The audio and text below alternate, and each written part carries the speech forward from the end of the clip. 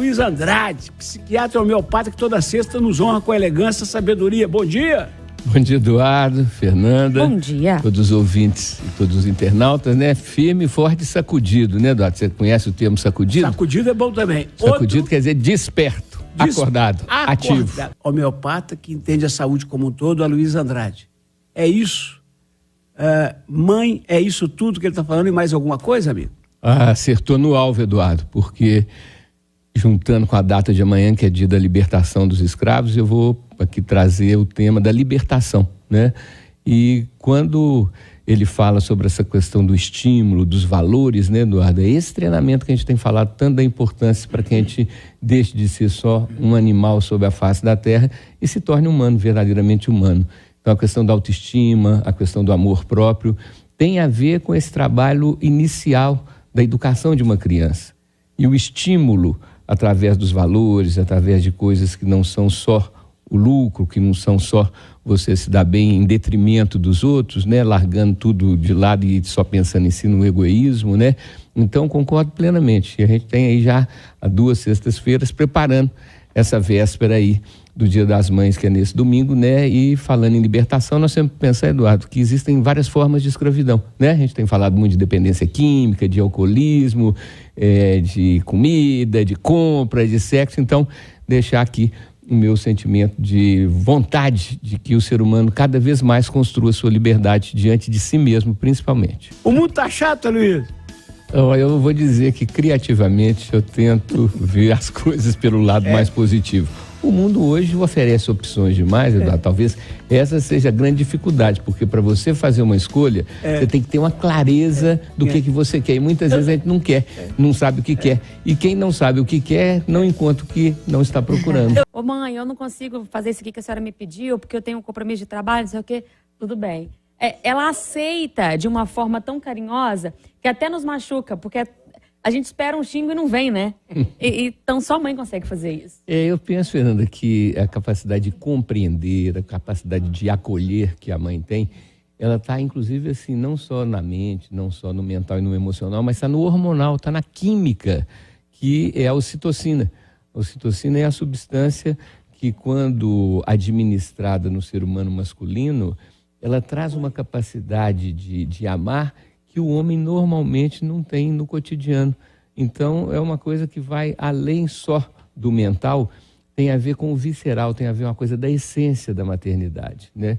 Então, essa capacidade da mãe perdoar, da mãe compreender e da mãe não apoiar o erro do filho, mas apoiar o filho na superação do erro, né? A não repetir aquilo, mas não condená-lo em definitivo, porque ele teve uma bobeada, ele teve um erro no seu processo de condução da vida, né? Então, eu acho uma coisa admirável e indescritível. Tem coisas que realmente não existem palavras, não tem um verbo que você possa fazer, não, eu vou falar direitinho aqui, vou resumir. Não tem como resumir, porque é indescritível. É uma coisa que está para lá da compreensão lógica. Essa é uma dor para a qual eu não estou preparado. Está preparada, Luiz? Dizem que ninguém está preparado, Eduardo, porque pela lógica o pai e a mãe são mais velhos, pelo menos aí de 15 a 20 anos mais velhos, então pela lógica deveriam deixar o corpo físico antes, né?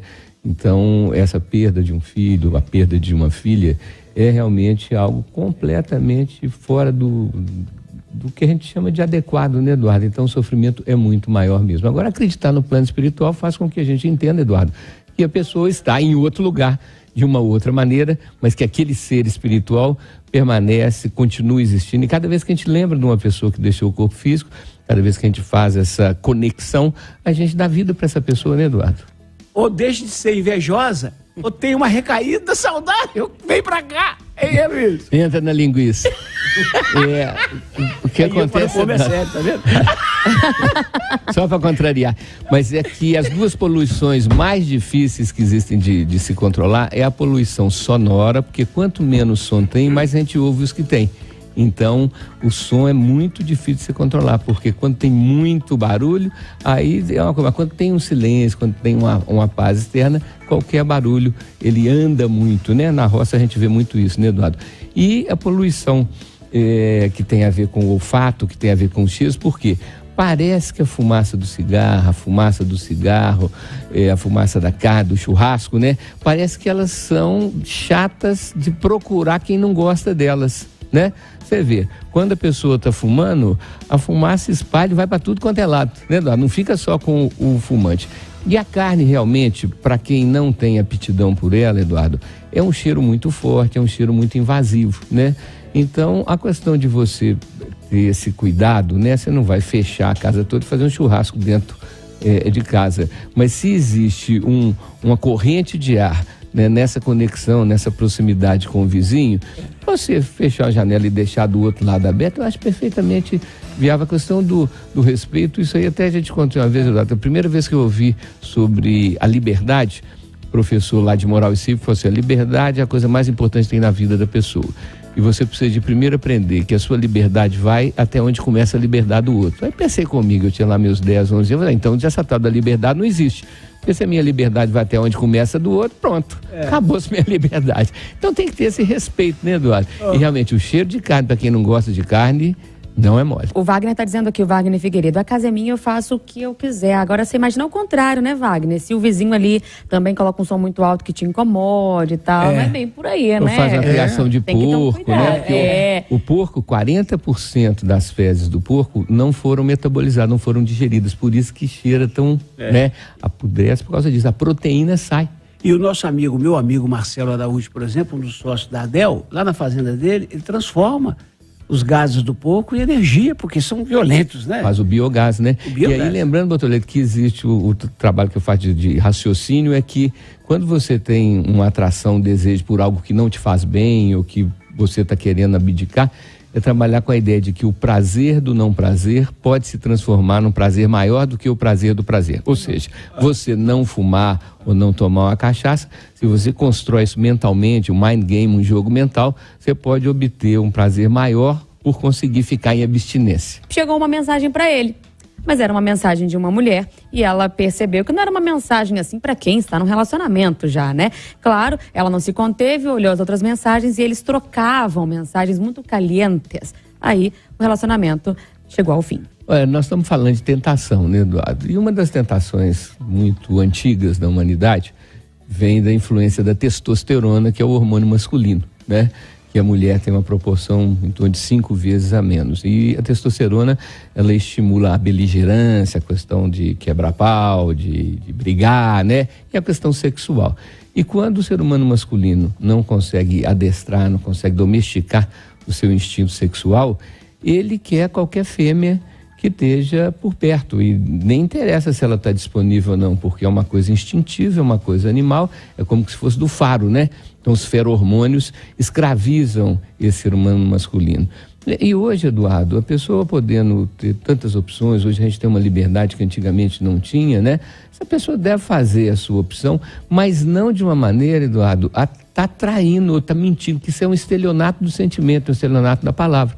É uma coisa completamente, vamos chamar de aviltante, né? Porque você humilha o outro na medida que você faz um fingimento, e esse tipo de falta de ética, né, Eduardo, tem que ser combatido por cada um de nós, porque tentação é tentação e todos nós passamos por esse desejo, né? Agora, entre ser um ser humano domesticado e ser um animal desbragado, daqueles que qualquer coisa, né, vem que eu traço, eu acho que isso é uma pobreza de espírito, uma pobreza de escolha muito grande, né, Eduardo? Porque isso daí é uma questão que precisa de ser domesticada, precisa de ser controlada, porque senão você fica escravo do seu desejo. Tem umas pessoas que lidam muito mal com esse tipo de recado em público, né? Que ficam envergonhadas, ficam chateadas e não felizes com essa declaração de amor. A gente tem que saber onde a gente está pisando, né? É porque o nosso funcionamento, Fernando, tem a ver com inúmeras variáveis, né? Tem a ver com a química, tem a ver com a criação que a gente teve, mas tem muito a ver com o nosso temperamento.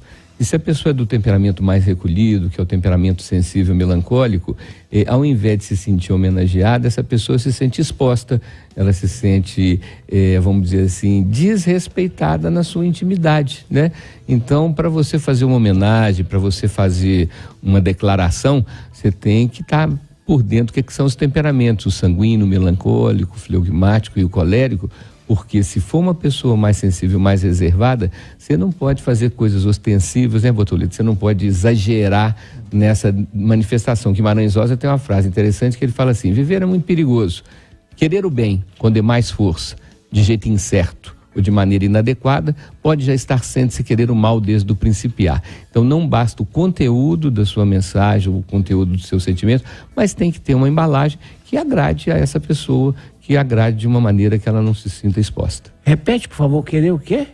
Querer o bem com demais força, de jeito incerto, de maneira inadequada, pode já estar sendo se querer o mal desde o principiar. Exemplo clássico: a pessoa está meio embolada com a xícara ali, né, com café com leite quente, você vai tentar ajudar, despeja em cima dela. Então, querer o bem, beleza. Com demais força, erro na dose, excesso.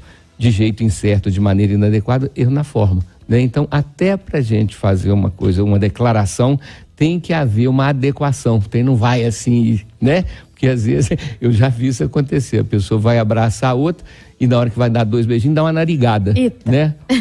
Por ir na estratégia. Como sofre família de militares, né, Edu, com essa questão do armamento, de guardar e de passar por essa situação de uma criança encontrar, por exemplo, e acontecer uma fatalidade como essa? Eu pergunto a Fernanda, que auxílio que pode ser dado a alguém que perde uma filha de 2 ou anos. Um filho de 2 anos, né?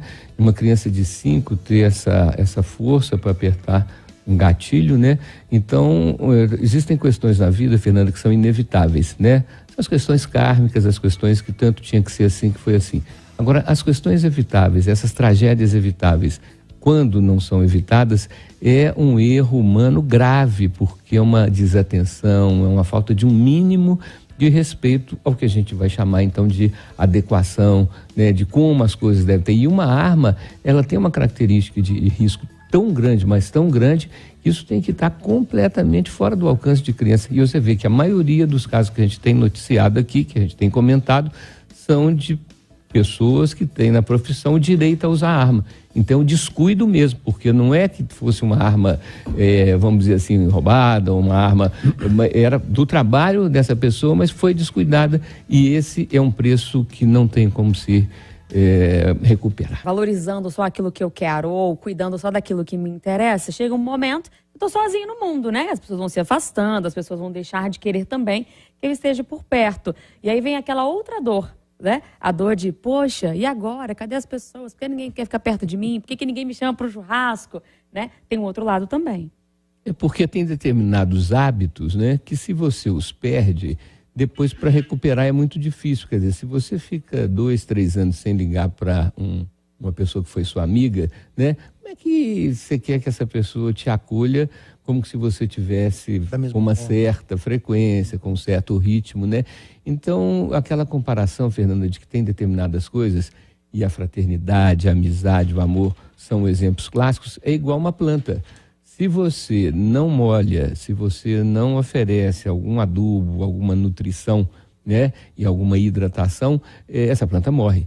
E em compensação, se você excede e faz isso em excesso, o estresse hídrico pode ser pela falta d'água, pelo excesso de água, então há que haver um certo comedimento, há que haver uma certa adequação, e isso envolve então, gente, a questão de, dentro do possível, você perceber se é uma hora de você expandir, se é uma hora de você recolher, se é uma hora de você procurar o outro, de você não procurar tanto o outro, né? Mas é uma construção, Fernanda, e o ser humano é animal de bando. Nós somos pessoas que temos a necessidade de ter algum grupo. E por isso que o ideal é que a gente tenha, né, Bortolito, grupos variados. Com um grupo eu encontro para falar de futebol, com outro para falar de música, com outro para falar de trabalho, com outro para falar de espiritualidade. Então a gente tem que variar para também não ficar só aquele grupinho, né? Que sempre se encontra só com aquelas pessoas e que vira então aparentemente uma vida social, né, Bortolito? Mas que na prática é um individualismo coletivo. Qualquer empresa que quiser participar desse experimento pode se inscrever e participa lá direitinho. O modelo é o seguinte, Edu, 100, 80, 100. 100% do salário, trabalhando 80% do tempo e mantendo 100% da produtividade. É uma boa, Luiz Andrade? Excelente, Eduardo. Eu entendo que o volume de horas que o trabalhador tem que dedicar o seu trabalho e a empresa que o contrata é exagerado, e eu sou a favor do turno único, de a pessoa trabalhar 6 horas por dia, o que abriria um número de vagas de emprego enorme. Um abraço e até sexta. até sexta e deixar a saudação à Nossa Senhora de Fátima, né, Eduardo? Nossa deixar Senhora. aqui essa homenagem aí, que amanhã é dia da aparição, né? Comemora-se a aparição dela. Bom fim de semana para todo mundo. Bom Dia das Mães, né? Com bastante alegria e pouco exagero, tá, gente?